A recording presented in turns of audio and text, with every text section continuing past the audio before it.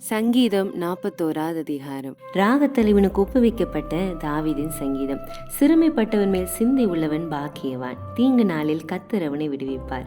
கர்த்தர் அவனை பாதுகாத்து அவனை உயிரோடே வைப்பார். பூமியில் அவன் பாக்கியவானாய் இருப்பான். அவன் சத்துருக்களின் இஷ்டத்துக்கு நீர் அவனை ஒப்புக்கொடீர். படுக்கையின் மேல் வியாதியாய் இருக்கிறவனை கர்த்தர் தாங்குகிறார்.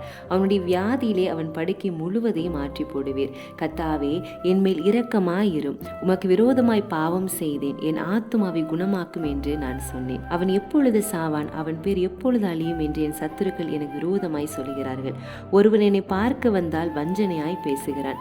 அவன் தன் இருதயத்தில் அக்கிரமத்தை சேகரித்துக் கொண்டு தெருவிலே போய் அதை தூற்றுகிறான். என் பகைஞர் எல்லாரும் என் மேல் ஏகமாய் முணுமுணுத்து எனக்கு விரோதமாய் இருந்து எனக்கு பொல்லாப்பு நினைத்து தீரா வியாதி அவனை பிடித்து கொண்டது. படுக்கையில் கிடக்கிறவன் இனி எழுந்திருப்பதில்லை என்கிறார்கள்.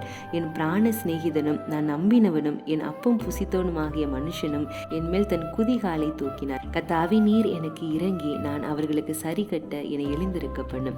என் சத்ரு என் மேல் ஜெயம் கொள்ளாததினால் நீர் என் மேல் பிரியமாய் இருக்கிறீர் என்று அறிவேன். நீர் என் உத்தமத்திலே என்னை தாங்கி என்றென்றைக்கும் உம்முடைய சமூகத்தில் என்னை நிலைநிறுத்துவீர். இஸ்ரவேலின் தேவனாகிய கர்த்தர் அநாதியாய் என்றென்றைக்கும் உள்ள சதா காலங்களிலும் ஸ்தோத்தரிக்கப்படத்தக்கவர்.